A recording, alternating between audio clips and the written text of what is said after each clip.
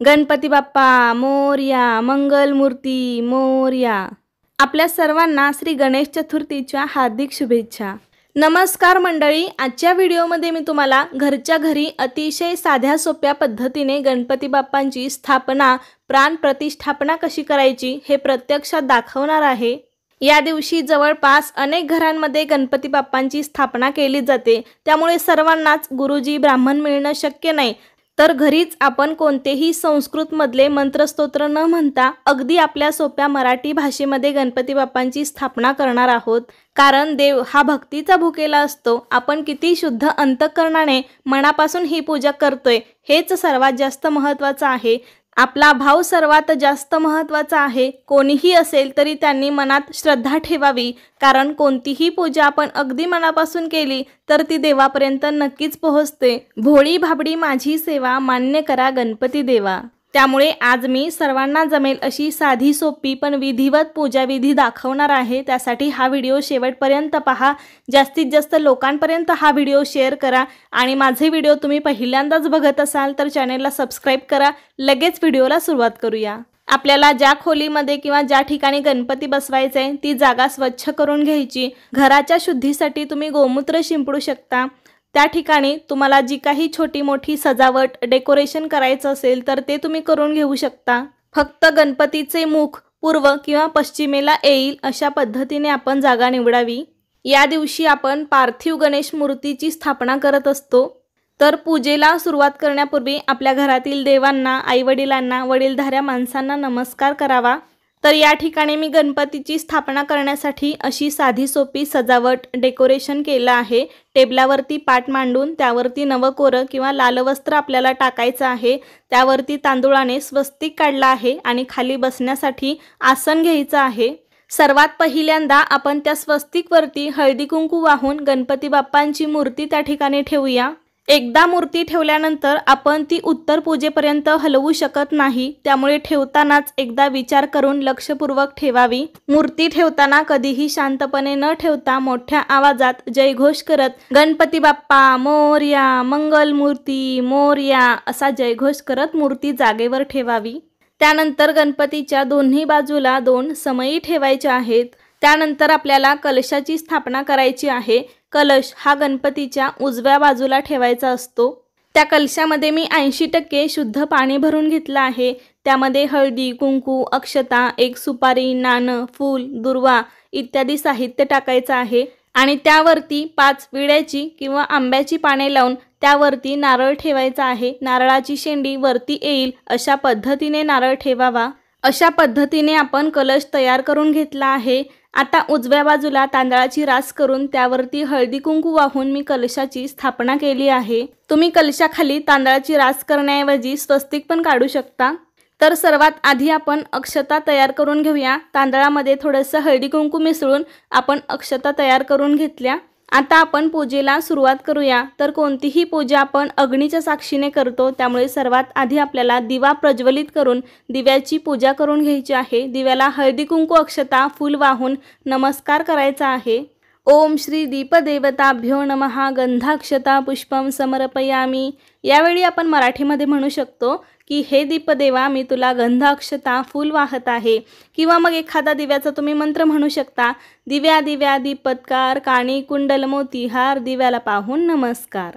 त्यानंतर स्वतःला गंध लावून घ्यायचा आहे। पुरुष असतील तर त्यांनी चंदनाचा टिळा आणि स्त्रियांनी हळदी कुंकू लावायचा आहे।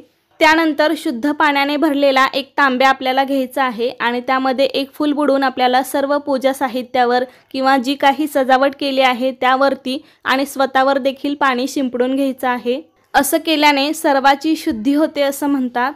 त्यानंतर आपण मूर्तीवर वस्त्र झाकले असेल तर ते काढून घ्यावे। या पूजेसाठी लागणाऱ्या संपूर्ण साहित्याची यादी तुम्हाला पाहिजे असेल तर डिस्क्रिप्शन बॉक्समध्ये लिंक दिली आहे। त्या व्हिडिओमध्ये मी या पूजेसाठी लागणारं संपूर्ण साहित्य दाखवलं आहे, तर तो व्हिडिओ नक्की पहा। त्यानंतर आपल्याला आचमन करायचं आहे। 3 वेळा देवांची नावे घेऊन 3 वेळा पाणी प्यायचं आहे आणि चौथ्या वेळेला पाणी खाली ताम्हणामध्ये सोडून द्यायचं आहे। डाव्या हाताने उजव्या हातामध्ये पळीभर पाणी घ्यायचं आहे आणि प्यायचं आहे। ओम केशवाय नमः। दुसऱ्या वेळेस ही पाणी घेऊन प्यायचं आहे। ओम नारायणाय नमः। तिसऱ्या वेळेस ही पाणी घेऊन प्यायचं आहे. ओम माधवाय नमः आणि पुढील नावाच्या वेळी हातातील पाणी खाली ताम्हणामध्ये सोडायचं आहे. ओम गोविंदाय नमः. आता हीच क्रिया आपल्याला अजून एकदा करायची आहे, म्हणजे द्विराचमन करायचं आहे. ओम केशवाय नमः, ओम नारायणाय नमः, ओम माधवाय नमः, ओम गोविंदाय नमः. इथून पुढे भगवान विष्णूंची 24 नावे घेतली जातात. तुम्हाला येत असतील तर म्हणा, नसेल तर एवढंच म्हणलं तरी ठीक आहे. आचमन केल्यामुळे आपल्या मनाची आणि शरीराची शुद्धी होते आणि आपली पूजा चांगली होते. त्यामुळे आचमन करणं गरजेचं आहे. त्यानंतर या ठिकाणी मी उजव्या हातामध्ये 2 पळी पाणी, हळदी कुंकू, अक्षता आणि 1 फूल घेतलं आहे. कारण आपल्याला संकल्प करायचा आहे, म्हणायचं आहे, आम्ही श्री विष्णूचे स्मरण करून आज दिनांक 27 ऑगस्ट 2025 रोजी तुम्ही ज्या वेळेला पूजा करताय ती वेळ सांगायची आहे. माझ्या कुटुंबासहित आम्ही सर्वजण मिळून आज तुमची आमच्या घरामध्ये स्थापना करत आहोत. आम्ही आमच्या सर्व कार्याच्या सिद्धीसाठी, आयु, आरोग्य, सुख, समृद्धी, भरभराट, ऐश्वर्यासाठी ही पूजा आम्ही करत आहोत. तर हे सर्व काही आम्हाला लाभू दे आणि माझ्या घरातील दरिद्री, कटकट, नकारात्मकता नष्ट होऊ दे असे म्हणून गणरायाला आपण प्रार्थना करायची आहे आणि हातातील पाणी खाली ताम्हणामध्ये सोडायचं आहे. संकल्प करणे म्हणजे गणपतीच्या पूजेला सुरुवात करण्यापूर्वी आपण कोणत्या उद्देशाने, कोणत्या कारणासाठी आपण ही पूजा करतोय हे स्पष्टपणे सांगितलं जातं. तुम्ही वेगळा कोणता संकल्प घेऊन ही पूजा करणार असाल तर त्यावेळी ते म्हणू शकता. आता आपण कलश पूजन करूया. कलशावरती हळदी कुंकू, अक्षता, फूल वाहायचंय. ओम श्री कलश देवताभ्यो नमः. सकल पूजार्थे गंधाक्षता पुष्पम समर्पयामी. हेच आपण प्राकृत भाषेमध्ये म्हणू शकतो. हे कलश देवता, मी तुला गंधाक्षता, फूल वाहत आहे, नमस्कार करायचा आहे. आता आपण गणेश पूजेला सुरुवात करूया. तर एका ताम्हणामध्ये आपण गणपतीचं प्रतीक म्हणून 1 सुपारी घेतली आहे. या दिवशी गणपतीची षोडशोपचारे पूजा केली जाते, म्हणजे 16 उपचार करून आपल्याला ही पूजा करायची असते. तर यावरती आपल्याला शुद्ध पाण्याचा अभिषेक करायचा आहे. तुम्ही या सुपारीऐवजी देवघरातील छोटी गणेश मूर्ती पण घेऊ शकता. गणपती बाप्पांचं ध्यान करायचं. वक्रतुंड महाकाय सूर्यकोटी समप्रभ निर्विघ्नं कुरु मे देव सर्व कार्येषु सर्वदा. पहिल्यांदा आवाहन करायचं, म्हणजे पूजेमध्ये आपण गणपती बाप्पांना आमंत्रित करणार आहोत. थोड्याशा अक्षता घ्याव्यात, त्या सुपारीवर आणि गणेश मूर्तीवर वाहायच्या. श्री गणेश देवताभ्यो नमः आवाहयामी. आवाहनार्थे अक्षतां समर्पयामी. यानंतर आपण देवाला आसन देणार आहोत. पुन्हा थोड्या अक्षता सुपारीवरती आणि गणेश मूर्तीवरती वाहायच्या. श्री गणेश देवताभ्यो नमः आसनार्थे अक्षतां समर्पयामी. आपण हेच मराठीमध्ये म्हणू शकतो, गणपती बाप्पा, आम्ही तुम्हाला पूजेसाठी आमंत्रित करत आहोत, बसण्यासाठी आसन देत आहोत. त्यानंतर आपण गणपती बाप्पांना स्नान घालायचंय. श्री गणेश देवताभ्यो नमः स्नानं समर्पयामी. श्री गणेश देवताभ्यो नमः शुद्धोदक स्नानं समर्पयामी. श्री गणेश देवताभ्यो नमः पंचामृत स्नानं समर्पयामी. श्री गणेश देवताभ्यो नमः शुद्धोदक स्नानं समर्पयामी. यावेळी आपण मराठीमध्ये म्हणू शकतो, गणपती बाप्पा, आम्ही तुम्हाला शुद्ध पाण्याने स्नान घालत आहे, पंचामृताने स्नान घालत आहे. किंवा अभिषेक करताना तुम्ही फक्त ओम गण गणपते नमः एवढा मंत्र म्हणला तरीही चालू शकतं, किंवा तुम्ही फक्त अथर्व शीर्षचं पठण केलं तरीही चालतं. गणपती बाप्पा, आम्ही तुम्हाला पुन्हा एकदा शुद्ध पाण्याने स्नान घालत आहे. श्री महागणपते नमः शुद्धोदक स्नानं समर्पयामी. त्यानंतर 1 पळीभर पाणी घेऊन त्यामध्ये हळदी कुंकू, अक्षता, फूल टाकून पुन्हा एकदा अभिषेक करायचा आहे. श्री महागणपते नमः गंधोदक स्नानं समर्पयामी. यावेळी आपण म्हणू शकतो, हे गणपती बाप्पा, मी तुम्हाला गंधाने स्नान घालत आहे. त्यानंतर ही सुपारी स्वच्छ धुवून एका कोरड्या कपड्याने पुसून घ्यायची आणि गणेश मूर्तीच्या उजव्या बाजूला किंवा समोरच 2 विड्याची पाने ठेवून त्यावरती अक्षता ठेवायच्या आहेत. श्री महागणपते नमः आसनं समर्पयामी.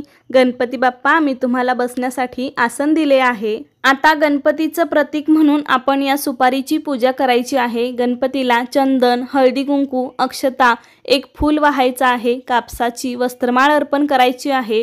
तर यावेळी आपण आपल्या मराठी भाषेमध्ये म्हणू शकतो, प्रत्येक वेळी आपण एक गोष्ट अर्पण करत असताना म्हणायचं आहे की गणपती बाप्पा, मी आता तुला फूल वाहतो आहे, अक्षता वाहतो आहे, तुला वस्त्रमाळ अर्पण करत आहे. पुरुष असेल तर मी वाहतो आहे आणि स्त्री असेल तर मी वाहते आहे असं म्हणावं आणि नमस्कार करायचा आहे. आता आपण गणेश मूर्तीची पूजा करणार आहे, पण त्याआधी आपल्याला या मूर्तीमध्ये प्राण आणायचे असतात. आपण बाजारातून जेव्हा मूर्ती आणतो तेव्हा ती फक्त मूर्ती असते, पण आपण त्यामध्ये प्राण आणायचे असतात, प्राण प्रतिष्ठापना करायची असते. तर आपला उजवा हात बाप्पांच्या हृदयावर ठेवायचा आहे आणि आपला डावा हात आपल्या स्वतःच्या हृदयावरती ठेवायचा आहे आणि यावेळी आपल्याला मंत्राचा उच्चार करून गणपतीच्या मूर्तीमध्ये प्राण आणायचे असतात, देवत्व निर्माण करायचं असतं. तर आपला उजवा हात गणपतीच्या हृदयावर आणि आपला डावा हात स्वतःच्या हृदयावर ठेवून डोळे बंद करून म्हणायचं आहे की हे गणपती बाप्पा, आम्ही आमच्या हृदयातले प्राण प्रतिष्ठापित करत आहोत, तर तुमच्यामध्ये पण प्राण येऊ द्या असं म्हणावं. ओम गण गणपते नमः, ओम गण गणपते नमः हा मंत्र पण आपण म्हणू शकतो. म्हणजे काय तर आपल्या समोर बाप्पा आहेत ही भावना आपण मनामध्ये ठेवून आपल्या हृदयातले प्राण आपण त्यांच्याशी एकरूप करायचे आहेत. त्यानंतर आपण दुर्वा घ्यायची आहे आणि ती शुद्ध तुपामध्ये बुडवून आपण गणपतीच्या दोन्ही डोळ्यांना लावायची आहे. त्याबरोबर दोन्ही हातांना, पोटाला, पायाला लावायची आहे. आता मूर्तीमध्ये प्राण आलेले आहेत असं समजून आपण गणेश पूजन करूया. पण ही मूर्ती एकतर शाडू मातीची असते किंवा प्लॅस्टर ऑफ पॅरिसची असते, त्यामुळे आपण या मूर्तीवर अभिषेक करू शकत नाही. त्यामुळे एका तांब्यात शुद्ध पाणी घेऊन त्यामध्ये एक फूल बुडवून ते आपल्याला गणपतीच्या मूर्तीवर शिंपडायचं आहे. तसेच फूल पंचामृतामध्ये बुडवून आणि पुन्हा एकदा पाण्यामध्ये बुडवून आपल्याला ते शिंपडायचं आहे. यावेळी ओम गण गणपते नमः, ओम गण गणपते नमः, ओम गण गणपते नमः हा मंत्र म्हणू शकता किंवा मगाशी सांगितल्याप्रमाणे ओम श्री महागणपते नमः शुद्धोदक स्नानम समर्पयामी किंवा तुम्ही मराठीमध्ये पण म्हणू शकता. तर आता प्रथम गणपतीला गंध किंवा चंदन लावावे, नंतर हळदी कुंकू लावावे. श्री महागणपते नमः विलेपनार्थे चंदनम समर्पयामी, श्री महागणपते नमः हरिद्राम कुमकुम समर्पयामी. यावेळी आपण मराठीमध्ये म्हणू शकतो गणपती बाप्पा, मी तुम्हाला आता गंध लावत आहे, हळदी कुंकू लावत आहे.